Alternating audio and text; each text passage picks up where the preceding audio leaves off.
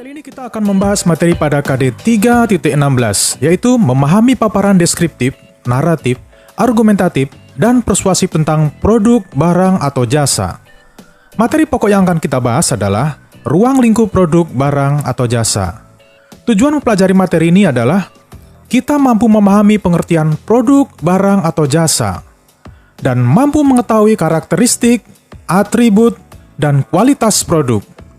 Oke, kita mulai ya. Dalam upaya menetapkan proses produksi barang dan jasa pada suatu perusahaan, sebaiknya kita mengetahui lebih dahulu tentang produk, barang, atau jasa, produsen, produksi, dan produktivitas. Apa yang dimaksud dengan produk? Kata produk berasal dari bahasa Inggris, yaitu product, yang berarti sesuatu yang diproduksi oleh tenaga kerja atau sejenisnya. Produk merupakan suatu hasil dari kegiatan usaha yang sifatnya esensial dan mampu memenuhi kebutuhan pasar. Produk ditentukan atau dirancang oleh produsen dan diproduksi untuk kepentingan pasar. Produk erat kaitannya dengan pemuasan kebutuhan dan keinginan konsumen, sehingga ia tidak akan memiliki nilai jual apabila produk tersebut tidak menarik konsumen. Produk merupakan hasil kegiatan produksi yang berwujud barang atau jasa. Barang mempunyai wujud tertentu dan mempunyai sifat-sifat fisik, dapat dilihat, diraba, dan dirasakan. Di samping itu, ada tenggang waktu antara saat diproduksi dan dikonsumsinya.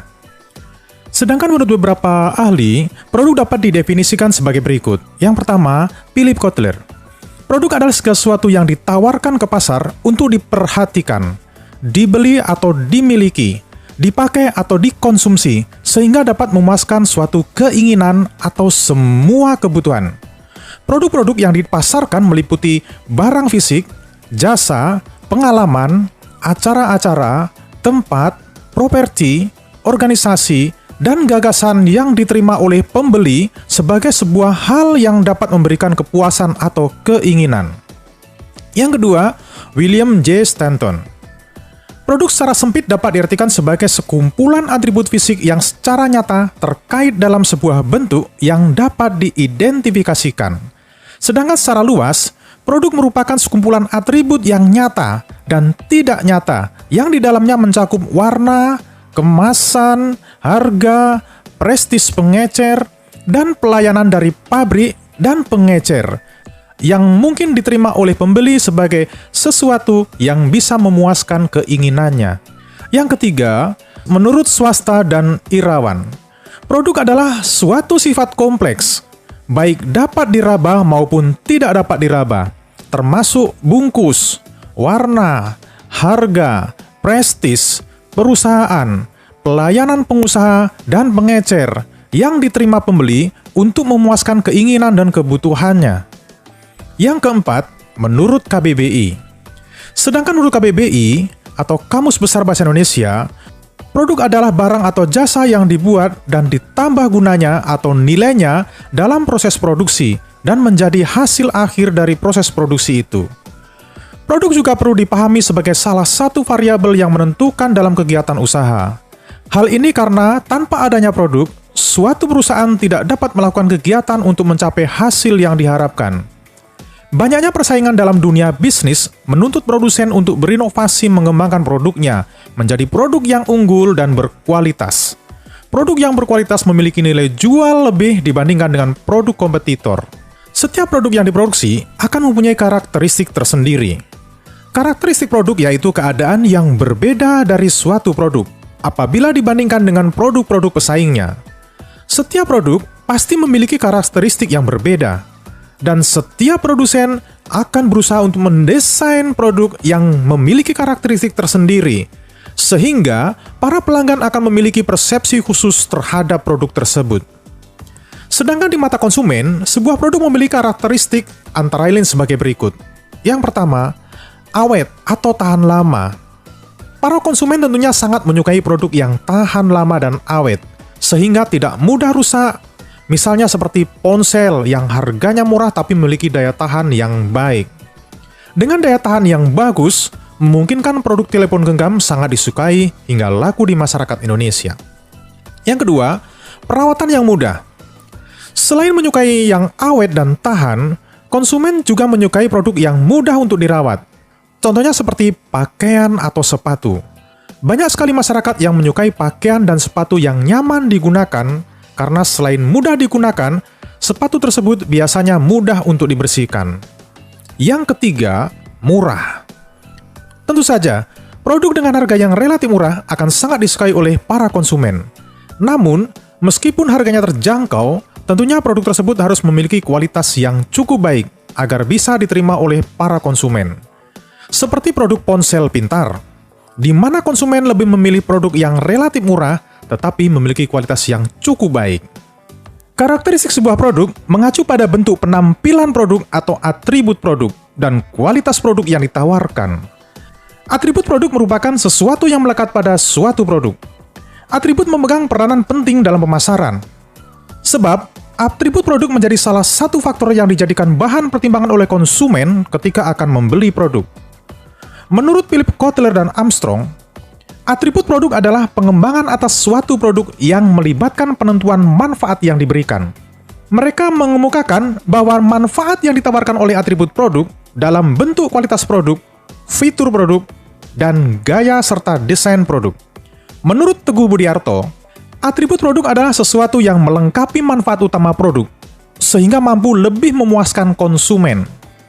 Atribut produk meliputi merek atau brand, pembungkusan atau packaging, label, garansi atau jaminan, dan produk tambahan atau service. Atribut dapat dipandang secara objektif, dalam hal ini secara fisik produk, maupun secara subjektif, yaitu dilihat dari pandangan konsumen.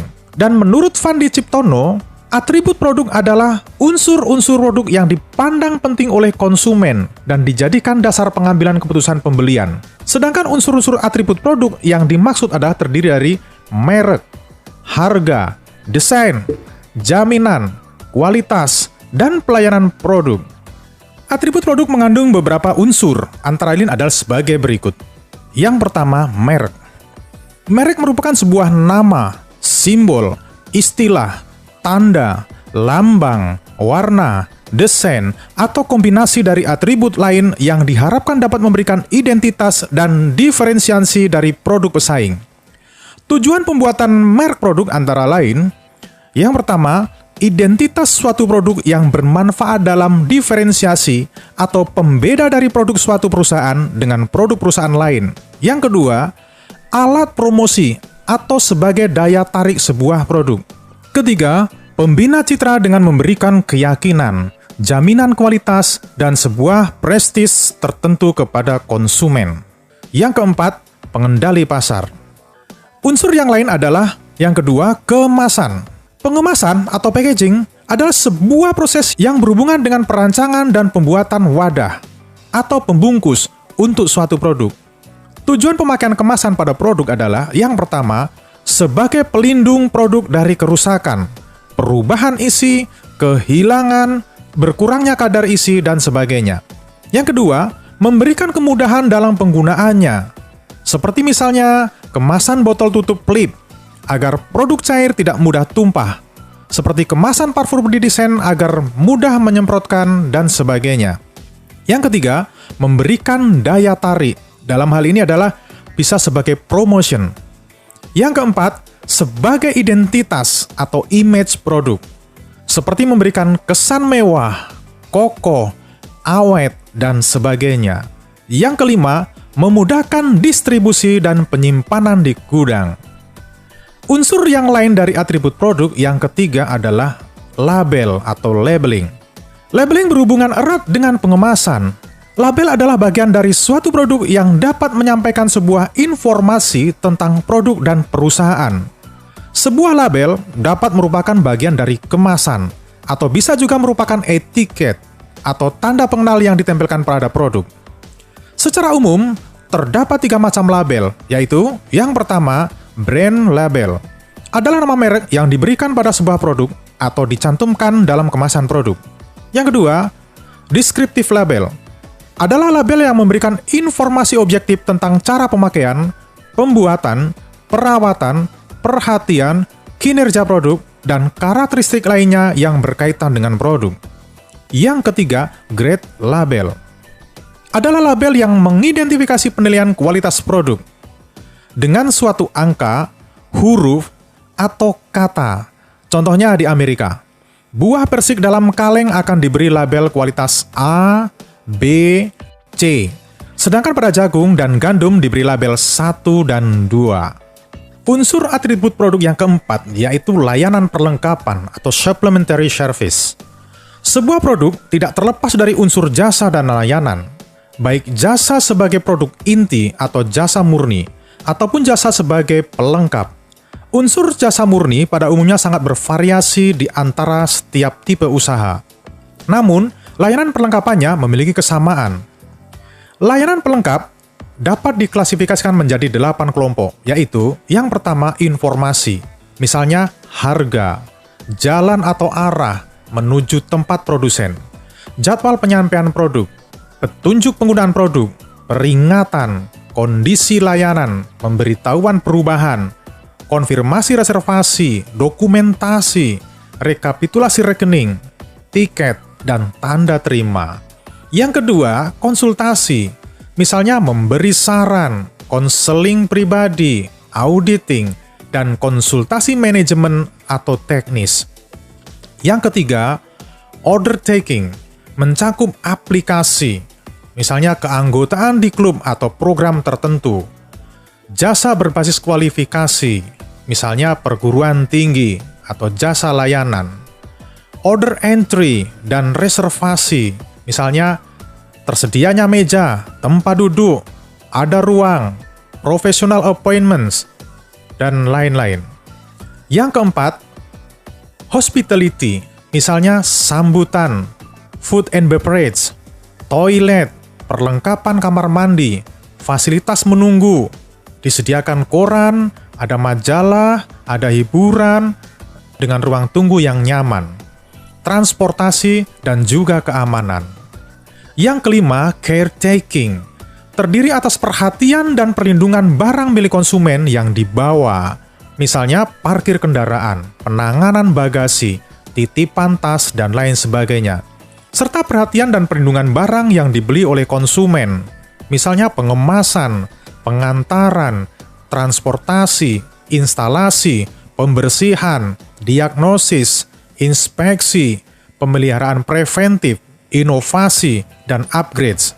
Yang keenam, exception, mencakup permintaan khusus, penyampaian produk menangani komplain atau saran, pemecahan masalah, misalnya jaminan atas kegagalan pemakaian produk, kesulitan yang muncul dari pemakaian produk, termasuk masalah dengan konsumen lainnya, dan restitusi atau kompensasi, pengembalian uang, dan lain-lain. Yang ketujuh, billing, mencakup laporan rekening periodik, laporan verbal mengenai jumlah rekening, faktur untuk transaksi individual, mesin yang memperlihatkan jumlah rekening, dan self-billing. Yang kedelapan yaitu pembayaran, berupa pelanggan berinteraksi dengan personil perusahaan yang menerima pembayaran, kontrol, dan verifikasi, serta pengurangan otomatis atas rekening nasabah. Unsur atribut produk yang kelima adalah jaminan atau garansi. Jaminan adalah sebuah janji dari produsen kepada konsumen berkaitan dengan produknya. Misalnya, produsen memberikan jaminan dengan memberikan ganti rugi pada konsumen jika produknya tidak berfungsi sebagaimana mestinya. Jaminan dapat meliputi reparasi, kualitas produk, ganti rugi, dengan cara produk bisa ditukar atau uang bisa dikembalikan, dan lain sebagainya. Jaminan ada yang bersifat tertulis dan ada yang tidak tertulis. Unsur jaminan ini sering dimanfaatkan sebagai aspek promosi, terutama pada produk-produk yang memiliki daya tahan lama. Nah, pada kali ini, untuk materi tentang produk yang lain akan kita bahas pada video selanjutnya. Sampai jumpa!